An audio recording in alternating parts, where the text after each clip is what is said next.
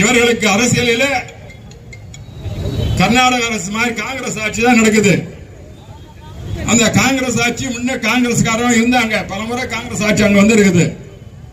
காங்கிரஸ் தமிழ்நாட்டை காணாத போறதுக்கே காரணம் விதவிதமான அரசியல் பண்ணுவாங்க. பக்தவச்சன் காலத்திலிருந்து பாத்தீங்கன்னாக்க காங்கிரஸ் அழிஞ்சு போனதுக்கு காரணம் ஒரு சரியான நிலைப்பாடு இல்ல, தமிழ்நாட்டு மக்களை ஏமாற்றி வஞ்சித்ததன் காரணமாக தான் காங்கிரஸை காணாது போயிடுச்சு. இன்னைக்கு வந்து காங்கிரஸ் ஆட்சிக்கு வந்து சொல்லிட்டு தமாக ஆட்சியில் போய் 2 பேர் மந்திரி உக்காந்துக்கிட்டாங்க. யார திமுகவோட ஆதரவு பெற்று வெற்றி பெற்றவர்கள் அங்க ஒட்டிக்கிட்டாங்க. போயிட்டு நீ ஒட்டிக்கிறியோ உறவு போடுற எங்களுக்கு கவலை இல்லை. ஆனால் நீங்கள் இந்த ஆட்சியில பங்கேற்ற ஆட்சி அங்கே நடக்கிறது. காங்கிரஸ் ஆட்சி கர்நாடகத்தில் ஆட்சி நடைபெறுகிறது, தெலுங்கானாவில் நடைபெறுகிறது. உன் ஆட்சி வந்து கர்நாடகத்தில் இருக்குது, இங்க தாமியார் கூட்டணி சேர்ந்து கூட்டணி அமைச்சிருக்கிறீங்க. அதே நேரத்தில் வந்து இந்த நேரத்தை பயன்படுத்தி கொண்டு என்ன செய்யணும்? தாமியக அரசு விஜய் என்ன பண்ணணும்? அதை வலியுறுத்தி நீங்கள் வந்து காவிரி நீரை பெற்றுக்கொண்டு அவங்க நம்முடைய உச்சநீதிமன்றம் போல என்ன தந்ததோ தண்ணீரை தமிழகத்தை வர வேண்டும் என்ற ஒரு அழுத்தத்தை கொடுத்து அதை செய்யாவிட்டால் காங்கிரஸ் வந்து வெளியேற்றம் பார்க்கலாம். தைரியம் இருந்தால் விஜய் நடிகர் முதலமைச்சருக்கு ஜோசப் விஜய்க்கு தைரியம் இருந்தால் உண்மையிலேயே காவிரி பிரச்சனை தீர்ப்பதற்கு ஒரு நல்ல ஒரு வாய்ப்பு இருக்கும் பொழுது காங்கிரஸ் ஆட்சி அங்கு நடைபெறுகிறது. காங்கிரஸ் சேர்ந்தவங்க மத்திய அமைச்சர் இருக்கவங்க அமைச்சர்கள் பங்கேற்க இருக்கிறார்கள். அவர் என்ன சொல்ல வேண்டும்? தமிழகத்தின் உரிமையை காப்பதற்காக காவிரி பிரச்சனை புரட்சி தலைவர் அம்மாள் பெற்று தந்தார்களே, எடப்பாடி பழனிசாமி செயல்படுத்த வந்த அந்த திட்டத்தை செயல்படுத்துவதற்காக விஜய் என்ன சொல்லணும்? முதல்ல காவிரி தண்ணி விடைய சொல்லியா, இல்ல நம்ம ஆதரவு வேணும் வெளியே சொல்லி பார்க்கலாமா? தைரியம் இருந்தால் விஜயகாந்துக்கு தாமிய கட்சியை சார்ந்தவர்களுக்கு இந்த ஆட்சிக்கு காங்கிரஸ் வேண்டாம் என்று சொல்லிட்டு முதல்ல சொல்ல தைரியம் இருக்குதா? சொல்றேன். அதனால மேகதாது அணை என்பது தேவையற்ற ஒன்று.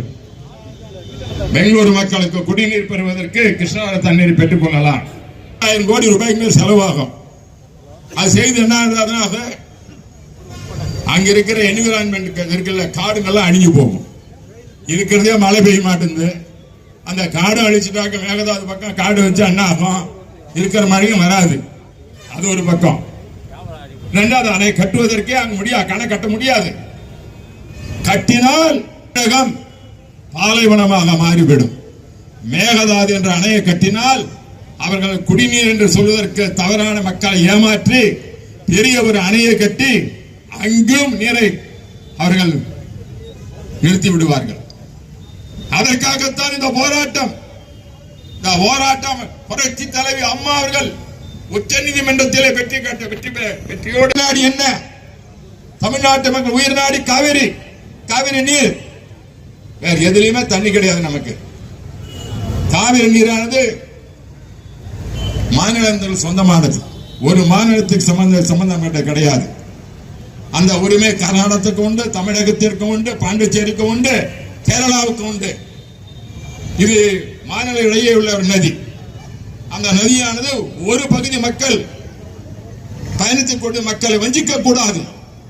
அதுதான் இயற்கை நீதி. வெள்ளம் வந்தா விட்டுறாங்க தண்ணிய. அன்னைக்கு மட்டும் நம்ம ஊரு வெள்ளக்காடுக்கு வர்றதுக்கே தண்ணி விடுவாங்க. தண்ணி கொஞ்சம் மழை பெய்ஞ்சா தண்ணி நிறுத்திக்குவாங்க. இங்க அணை நிரம்பணும். அணை நிரம்பினால் என்ன, நிரம்பாவிட்டால் என்ன? கர்நாடக அரசு அணைகளிலே உச்ச நீதிமன்றத்தை தீர்ப்பை மதியுங்கள். புரட்சி தலைவி அம்மா அவர்கள் எடப்பாடி பழனிசாமி அவர்கள் மத்திய அமைச்சராக இருக்கும் பொழுது வெற்றி பெற்று தந்த அந்த திட்டத்தின் மூலமாக தமிழகத்தின் உரிமையான அந்த தண்ணீரை தாருங்கள் என்பதுதான் அனைத்து இந்திய அண்ணா திராவிட முன்னேற்ற கழகம், எங்களுடைய கழகத்தினுடைய பொதுச் செயலாளர் எடப்பாடி பழனிசாமியினுடைய எண்ணமாகும். திமுக 2 வேடம் போட்டான். பேசும்பொழுது முன்னே தீர்ப்பாணையம் போட்டாச்சு. தீர்மானம் கொண்டு வர்றாரு விஜய் முதலமைச்சர். சட்டமன்றத்தில் இந்த உதயநிதினு ஒரு ஆள் இருக்கிறாரு. நான் தப்பா சொல்லக்கூடாது, அவர் உதயநிதியா உதவாத நிதியான தெரியாது. அவர் தீர்ப்பாணம் புதுசா போடுன்ட்டாங்க. அது விஜய்க்கு புதுசு மந்திரி தெரியல ஆமான்னு வச்சுக்கிட்டார். உடனே எடப்பாடி பழனிசாமி அவர்கள் பேசினார்கள், தீர்மானம் என்பது காவிரி பொதுவான பிரச்சனை, மீண்டும் ஒரு தீர்ப்பானம் கூடாது என்பதை வலியுறுத்தி பேசினார்கள். அதுதான் உண்மை. உச்ச நீதிமன்றம் தீர்ப்பு தந்த பிறகு அதை மாற்றுவதற்கு எந்த சக்திக்கும் உரிமை இது கிடையாது. அம்மாவுடைய ஆன்மா அது விட்டு கொடுக்காது. எடப்பாடி பழனிசாமியுடைய அந்த செயல்பாடு, அந்த உரிமை குரலுக்கு எழுப்புகின்றாரே, அந்த குரலுக்கு மதிப்பளிக்க வேண்டும். அதை விட்டு உதயநிதி சொன்னா என்பதற்காக நீங்கள் தீர்ப்பானை ஒன்று அமைக்கணும் போட்டது மாபெரும் தவறு என்பதை நீங்கள் புரிந்து கொள்ள வேண்டும். இதில் யாரு எல்லாம் சொல்லுவாங்க, என்னவோ கதண்டை அரசியல் சொல்லுவாங்க. யார் யாரோட உறவாடுறாங்கன்னு இன்னைக்கு எல்லாம் பத்திரிகைகள் வந்திருக்கு பாருங்க.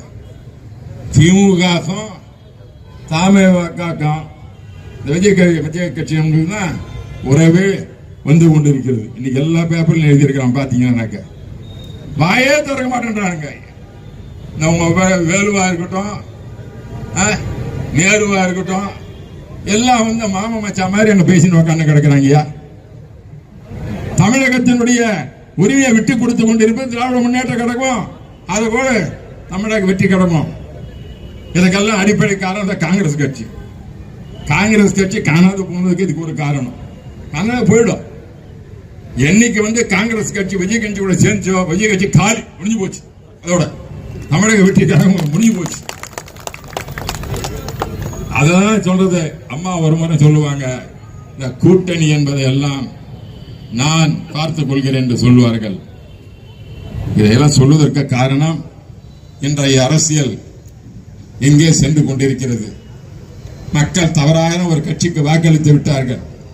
இந்த வாக்களித்ததன் காரணமாக காவிரி பிரச்சனையை, மாமாவினுடைய உயிர் பிரச்சனை, இந்த மேகதாதானை கட்டக்கூடாது என்பதுதான் அனைத்து இந்திய அண்ணா திராவிட முன்னேற்ற கழகம், புரட்சி தமிழருடைய எடப்பாடியுடைய கொள்கை.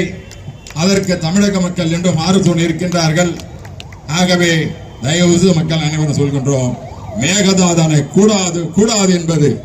அதோடு இன்றைய ஆட்சியில் இருக்கின்ற மக்களை ஏமாற்றி பொய் வாக்களிக்க விற்ற வெற்றி கழகத்தைச் சேர்ந்த தமிழக முதல்வர் ஜோசப் விஜய் அவர்களே, நீங்கள் கொடுத்த வாக்குறுதிகளை விவசாயிகளுடைய கடன் தள்ளுபடி செய்ய வேண்டும் என்று சொன்னார்களே, அதை செய்து காண்பீங்கள். முதல் பார்க்கட்டும். பெண்களுக்கு 2500 கொடுத்தாரு சொல்லுகிறார்கள், செய்து காண்பீங்கள் பார்க்கட்டும். பஸ்ஸேறி இலவசமாக செல்ல வேண்டும் சொன்னார்களே, அதை எல்லாம் இந்த பட்ஜெட்டில் சொன்னாங்களா?